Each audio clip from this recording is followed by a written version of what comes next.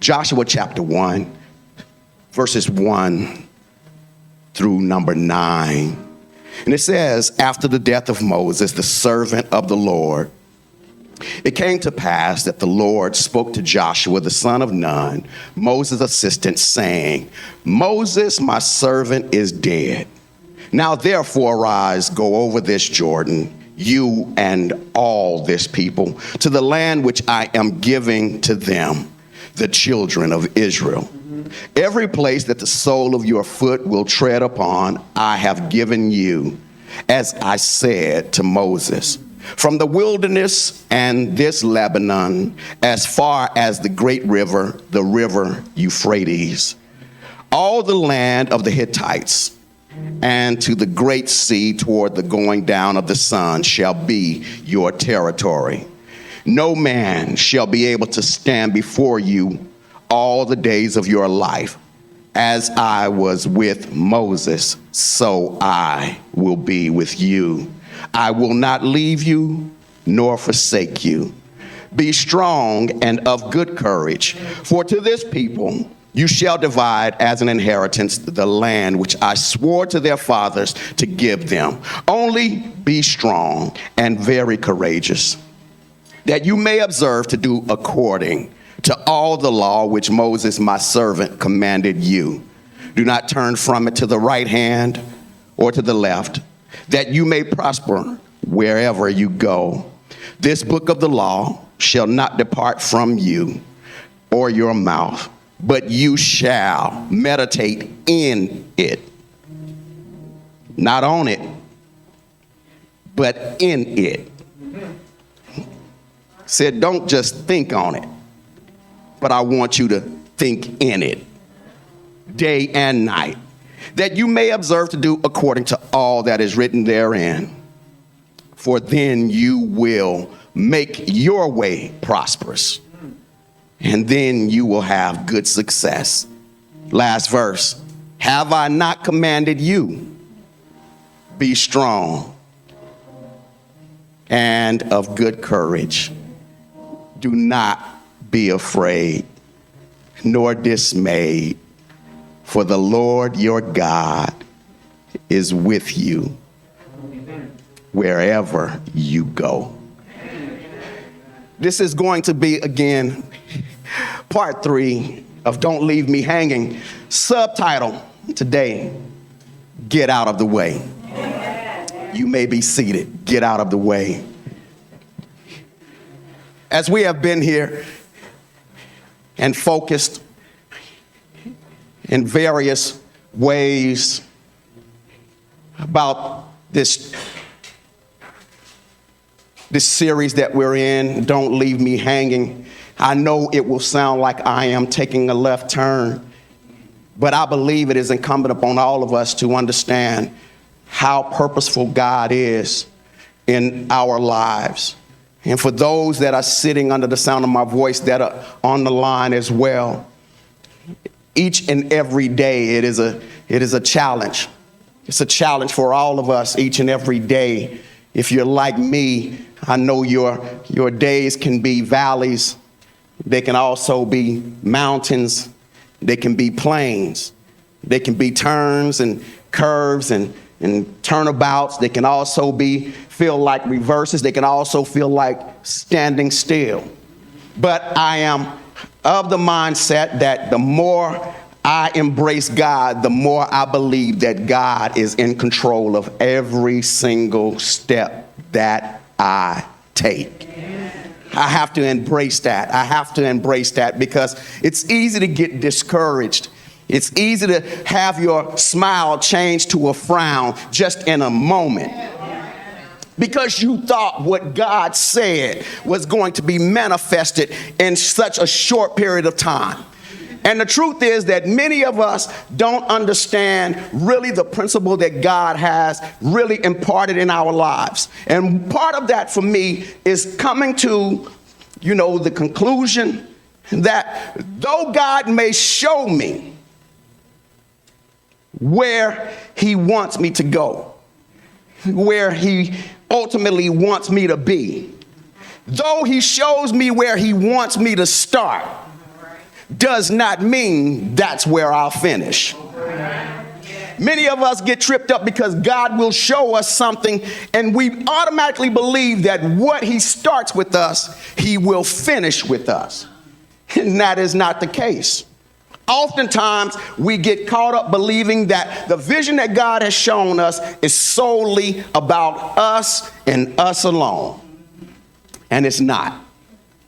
As we have read this text, we are now seeing that Joshua is on the scene, but Joshua just does not appear by osmosis. Joshua has come through this life with and following his predecessor, his mentor, the father-like figure that he wants to emulate, which is Moses. Moses is the one that God would pluck out. As the Bible says that he would get his attention simply by sparking his curiosity. As he would happen to walk upon a bush that was on fire but not being consumed by the fire. God is like, I'm going to get his attention. And the scripture says that Moses says, let me see what this is. Little did he know that his curiosity was going to open the gate for God's opportunity to use him. For many of us, we don't know how God is going to incorporate us in his greater scheme because we all have been duped into believing that everything we do is solely about us. Now, look how we live our lives. We live our lives on the line of simply just, being satisfied enough to find love, find a great career, drive a nice car, live in a nice house, and just be happy. When in fact, God's plan is greater than all of those things. When you look at it when you're young, you see how everyone is succeeding and how everyone is advancing, and you believe that those things entail what life is about. Those of us here in the United States, we have heard about, living the American dream, only to find out that the American dream becomes a nightmare. Those of us who have worked tirelessly, you have climbed very difficult terrain to achieve what you wanted to achieve in your life, only to get to the top of the mountain and find out that there's still more to climb. Or if you get to the top, only find that you lose your step and fall back down. I am one that I have strived over the years because I always thought that making sure that my life was one that others could look at and want to emulate and want to imitate, want what I have. Y'all got quiet real quick because we have this focus and agenda sometimes where we really feel as if, if I can get people to buy into what I'm doing, it is going to contribute to my success, or it's going to make me believe that that is my success. It's only when people make us feel a certain way that we believe that we're successful. It's how they make us feel. I would start my career in an industry that many would be repulsed by. Started my career by picking up your garbage on the curb and throwing it in the truck. I would spend my time jumping up and down off the back of a garbage truck each and every day, sometimes 15 hours a day, sometimes 6 days a week, all to build up what I believe God was giving me, my best life. I thought I would start at the bottom, work my way to the top, and let that be the American dream. And then tell myself that this is what God purposed me for. I would retire in Las Vegas, making good money, to relocate to Dallas and use Dallas as the stepping stone to go even higher. Only to find out that when I got here, instead of going higher, I went lower. Because oftentimes when God gives you a new beginning, it is not taking off from where you are. At least not going upward. God will have you take off, but he'll have you go down. And I found that the money that I was making didn't even compare to the money I thought I was going to make. And it was at that moment I was like, God, what are you doing? What is this? I found myself sitting in my truck after I got my first paycheck. Opened the envelope. This was before, I was doing direct deposit. Ripped the check open while the truck was running, AC's going, and I'm ready to give out a smile because I believe that this is going to be a great day for me and my family. Only to open the check and to look that it was less than half of what I made when I was in Las Vegas. I started to cry. As a grown man, I'm sitting in the truck after my shift crying, and I'm thinking right away, maybe I made a mistake. Maybe I need to go back where I came from. It's at that moment that God spoke to me, said, no, you're not going back, you're going forward. And just because it looks like it's not for you doesn't mean that it is not intended for you. I'm like, God, you got to make this make sense. How do I walk away from a career where I know everybody and everybody knows my name? Where I can walk in to the manager's office and get whatever I want, anytime I want, and to get to a place where I can't even rub two nickels together. God is saying, I got a greater plan. Don't get beside yourself. You're going to have to wait on me. I'm not waiting on you. You wait on me. There's a greater plan. I could not see the plan. As I would work diligently over the next 14 years, doing everything from walking in black water, walking in sludge, doing things that I never thought I would do in order to get to the top of what I believe was my success. God is like, I'm going to let you walk your journey. But while you walk your journey, I'm going to enact my plan. As I'm walking up the ladder, I get a promotion. I'm celebrating. God, I thank you. I celebrate you. I am now making money that I thought I should have been making. Still working 12, 13, 15 hours a day, 6 days a week. Still saying, God, I thank you. As time goes on, I am starting to get beside myself. I'm starting to believe that this is really the plan that God has for me, that he wants me to retire. And it is in this moment that as I believe that I have reached a place of settlement, a place of contentment, a place that I believe is my promise, that God reaches down and starts to stir it. What was settled at the bottom is now floating to the top. Like, God, now, wait a minute. I just got 3 years to retire.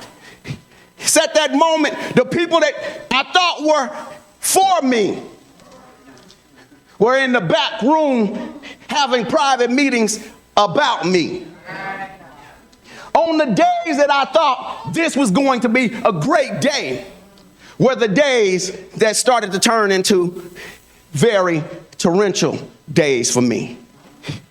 Would have anxiety because, you know, for those of us who have made mistakes with our mouths in the past, I don't know if you know what that's like, but when you know how to get people off you and you know how to say the right thing to get them off you, some of us have paid the price for doing that. Some of us have opened our mouths to get folk off us thinking we were doing the right thing, but it was at the wrong time. At that moment that I find myself getting a phone call on this particular day, as it seemed like the intensity has ramped up on the job.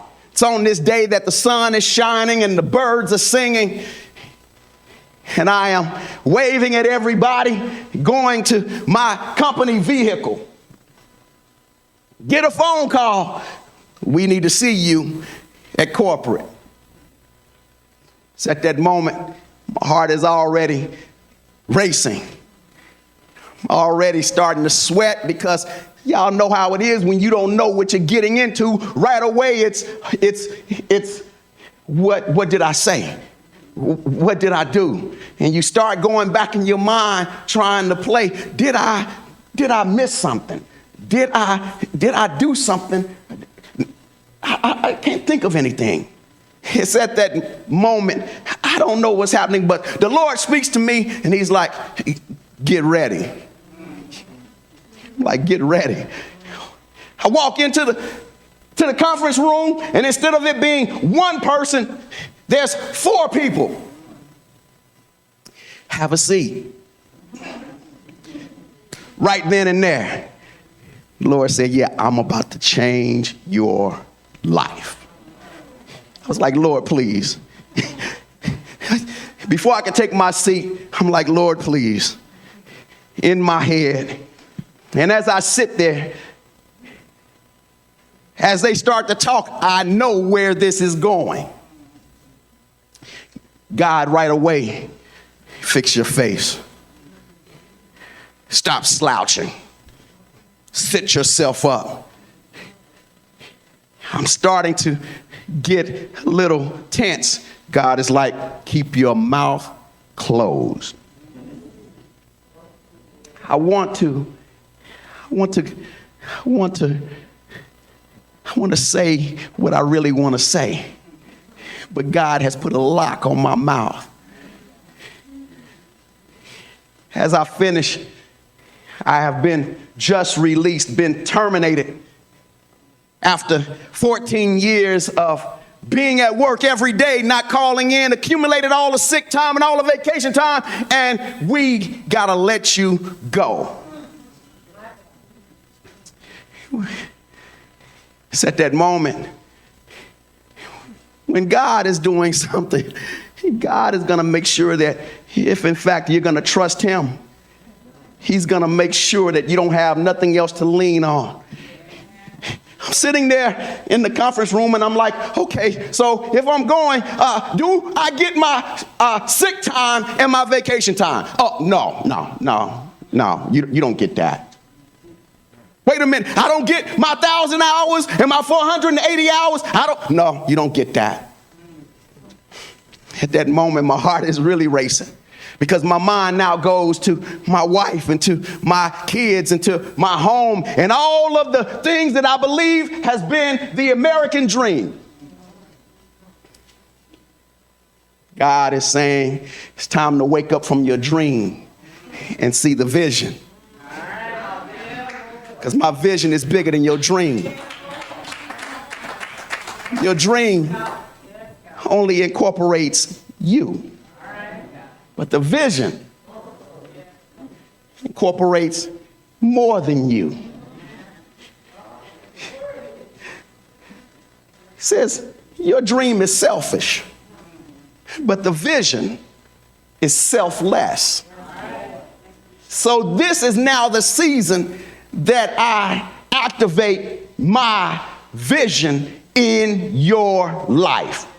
That is not solely for you, but for someone else. It's at this moment that I do not know what God is up to, because I just saw my career seemingly flush down the toilet, when in fact all God did was said, this is the end. Many of us don't know when the end is.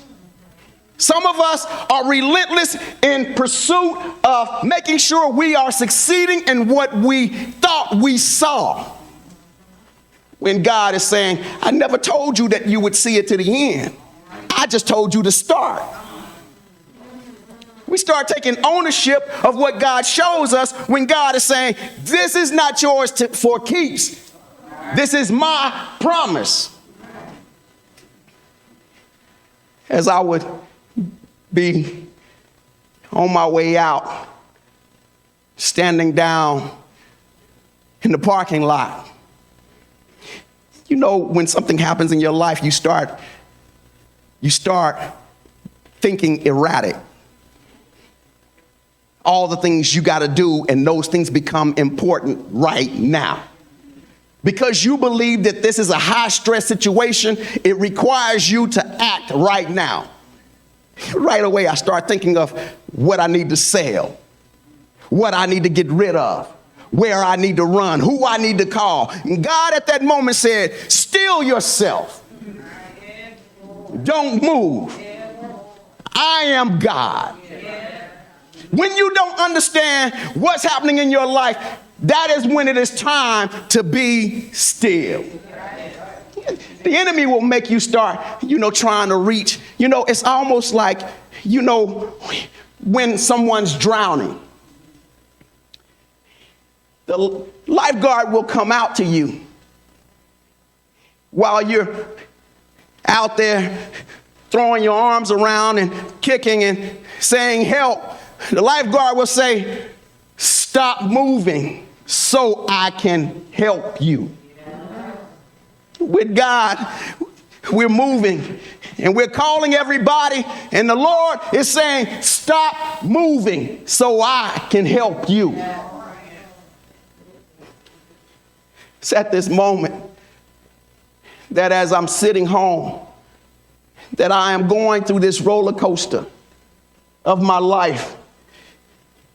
There are days where I feel God is for me, and I feel like I can conquer any mountain. But I will wake up the next day and feel like I am defeated, and that there is no mountain that I can climb. Matter of fact, that would go through days where I would feel like I didn't even want to get out of bed. But it's God that would say, know that I have a plan for you. And my thoughts are good thoughts of you. Though it may not feel good, know that my plan is good for you, but it's just not for you. Y'all, it took me maybe just a few weeks ago where I had to come to this conclusion, because the Lord was dealing with me. Even when we got to this series, the Lord was dealing with me about me. Not about anybody else, but he was dealing with me about me. That is, if in fact you love me, if in fact you trust me, why do you fear what's in front of you?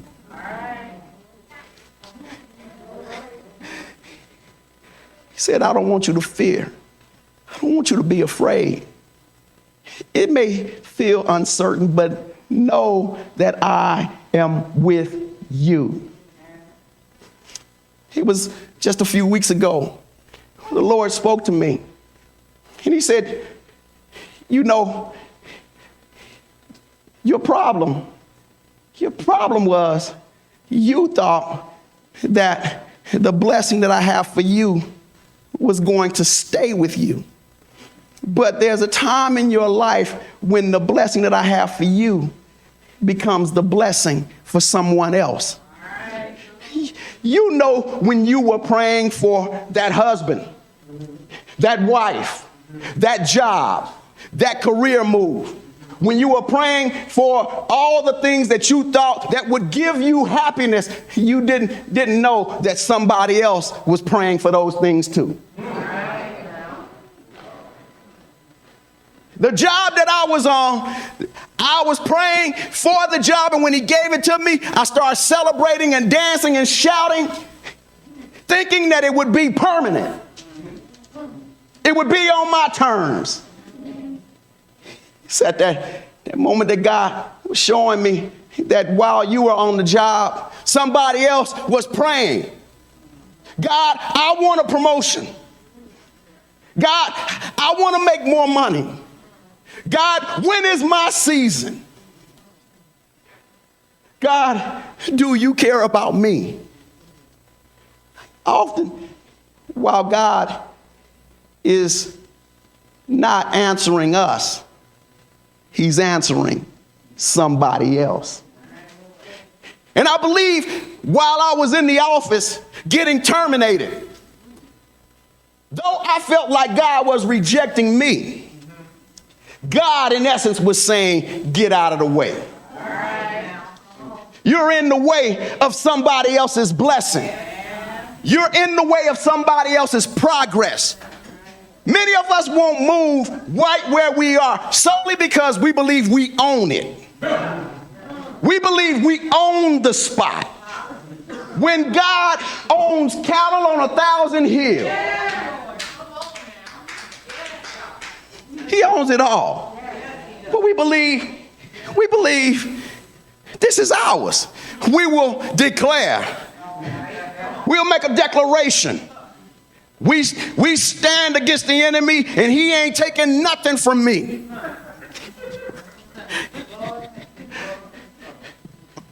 I've been able to garner this understanding that when you start making declarations, you can only declare over what you have authority over. And what you only have authority over is your heart. All this other stuff, you can't make declaration that my house ain't going nowhere, my marriage ain't going nowhere, my career ain't going nowhere, my relationship's not going nowhere. Why is that? Because you don't own those. Oh, okay. If a storm rolled in today and knocked down the house, then what just happened to the house? Some of us have experienced great loss, where we decree and declare over our families their covering and safety, and some of them are not here. Okay, declare over stuff that you have no authority over. You don't have authority over those things that only God has authority over.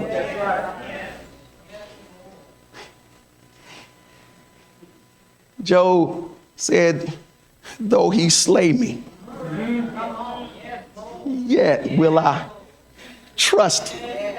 He said, though if my life falls apart and it seems like all my days are dark, I will trust him. Though it may feel like I'm losing my mind and I'm losing heart, I will trust him. He said, why do you trust him? He said, I trust him because he's God. And he's not out to mean me harm, but he wants to elevate me. Why? So that he can show the world how he loves his own. I've accepted this, that my season was up, but I didn't know that it was up. Though the signs were there, I ignored the signs. Exit here.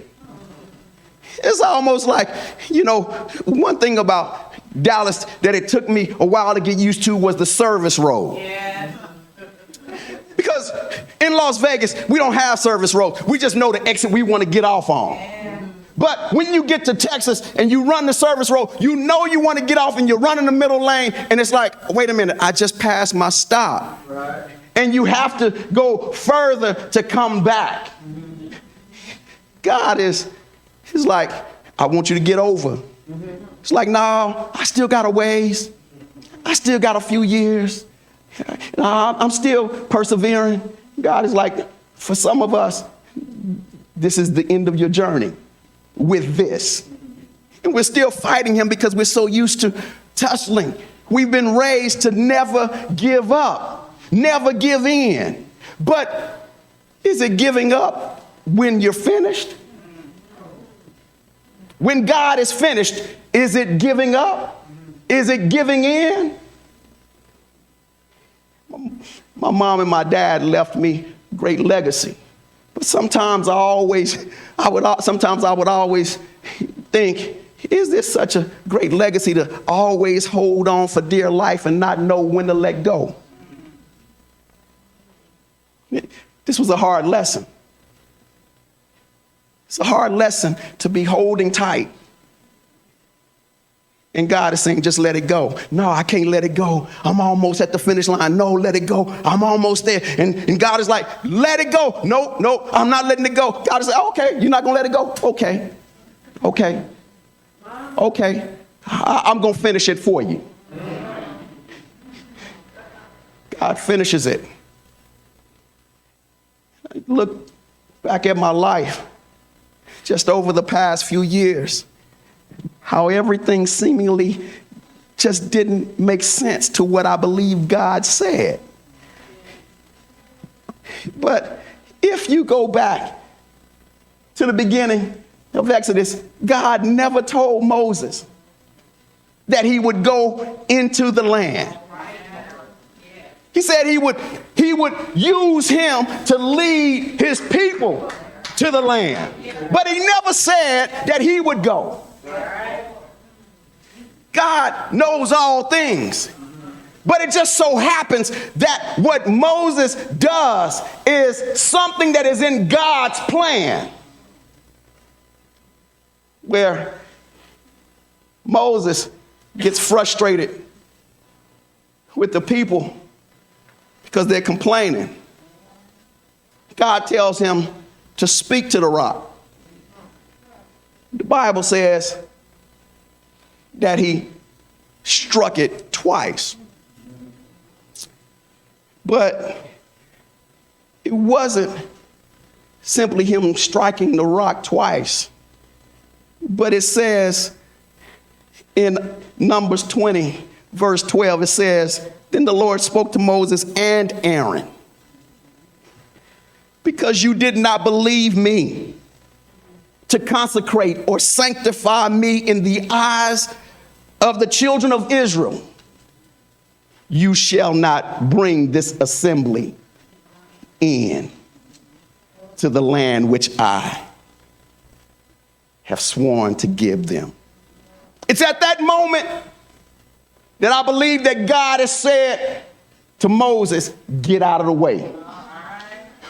Where Joshua has been sitting at the foot of the mountain, every time he would go up, he would be there when he came down. He was walking around with them, not expecting that he would get the position, but saying, God, I want the relationship that Moses has with you. I want the same thing. God is saying, I have a purpose for him. Now it's time for you to move out of the way. It's at this moment that Joshua is faced with accepting the plan that God has for his life that he did not intend on having. He wasn't looking to be the next leader. He wasn't looking to be the next pastor. He wasn't looking to be the next teacher. He wasn't looking to be the next CEO. He was looking to just be with God. And for many of us, if we focused solely on our relationship with God, we would get exactly what he intends. Why did it take me so long? Why did it take me so long to understand why God was moving me? Because like many of you, I was pouting. I was upset. We won't say it, but y'all know we get mad at God.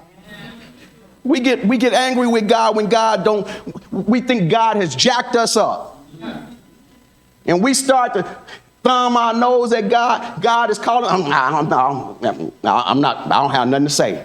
I don't have nothing to say. No, I don't have nothing to say to you, God, because you messed this up. God is like, what? No, you messed up. It's when God gets you to come to your senses. Now, God has a way of dealing with us in our sleep.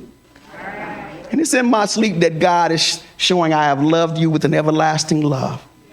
And with love and kindness, I drew you to myself. And all I want is the best for you.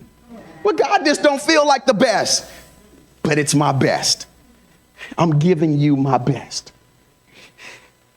I'm about to close. He tells Joshua, he said, as I was with Moses, so I will be with you. Said every place that the sole of your foot treads upon, I've already given it to you. But even when you read this text, he's not simply saying you can just go anywhere you want to go. He says every place the sole of your foot treads upon. That means I instruct you where to step. You don't just walk out here and just start claiming. When we came to this building, when we were about to make the purchase on this building, and I first came and saw the building, y'all, I told y'all, see, one thing, I used to do this, and I found that it didn't garner the results that I wanted. Where it was name it and claim it. You know, we were taught, when you walk in, just name it and claim it. And so when I came in, I had learned my lesson years ago. So when I came here, I knew God was here and this was the place, but I wasn't going around saying, in the name of Jesus, this place belongs to us. Every place the sole of our foot tread upon, it's given unto us. When we moved into our house, I didn't go in the house saying, this is my house, I lay in and claim it. No, what I did was I came in and I sat down. I said, God, I'm not claiming anything that you haven't given me to claim. Now you do what you do. I'm going to go mind my business. I found out that God goes to work when you leave him to do his work. If you have you started? Okay, I'll be back. Are you done yet? Okay. God is, if you come in here one more time, you know how our parents used to do. Are we going? Mama, you said we were going to Magic Mountain. Are we going? If you come in here one more time. God, in essence, with all of us, wants us to examine our lives now. Why is that? Because we're in the way. Examine your life right now. You're in the way. Somewhere in your life, you're in the way. Somebody else needs what you have. And God intends for them to get it with or without your cooperation. Now, I made the mistake of not cooperating. I didn't cooperate. But his plan is still in motion. I believe this.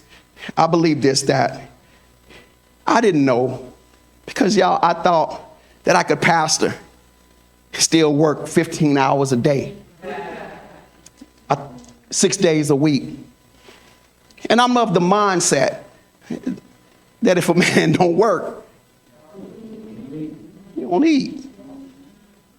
God is saying, I know the plans and the thoughts that I have toward you. They're good thoughts and not evil. Stop watching what everybody else is doing, and you're going to do this. Lastly, as it seems like those dreams have gone away, they actually have come alive. Because his plan for me is greater than I could ever imagine it to be. God is like, look at you now. You don't have to deal with the stress.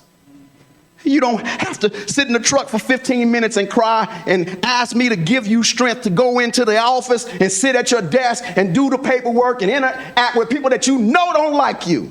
Look at you now. And you want to be back there? God is like, I should say not. Where are we going? Forward.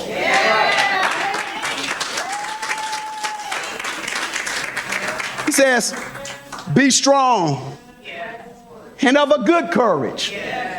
Not that bad courage, that courage that you can ruffle things up and you can mess things up. He says, no, good courage, you solely rely on me. That is, don't fear what you see. Trust what I say. Said, don't turn to the right or to the left. He said, don't get distracted. Because you'll have them coming from the woodwork saying, why did you do that? Oh, you shouldn't. I wouldn't have done that. Oh, you'd have left your best life. I would have kept that. Oh, you should have. People were calling me from my previous employer. And they were like, yeah, they said if you had just kept your mouth closed, you could have kept your job. But I realized that God made me open my mouth so that he could take me off my job and then turn around and bless somebody else. Stand to your feet.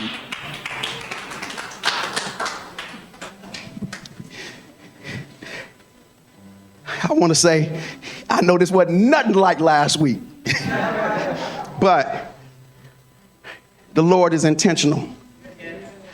He's very intentional. And wherever you are in your life where you're wrestling with letting it go, just let it. Look at somebody and say, let it go. Let it go. Now, come on, tell them, let it go. Let it go. Now, see, we try to fix it. We try to maintain it. And God is in the back like, no, I'm going to take that apart. I'm going to take that out. I'm going to move that. This is not going to make sense. Because for those of us who grew up in church, we always thought that keeping things together was God's way. But the truth is, his ways are not like our ways. He don't think like we think. Somebody's going to say, you made a mistake. Oh, you should have. Why did you leave? Because God said, I was finished. His work was finished there.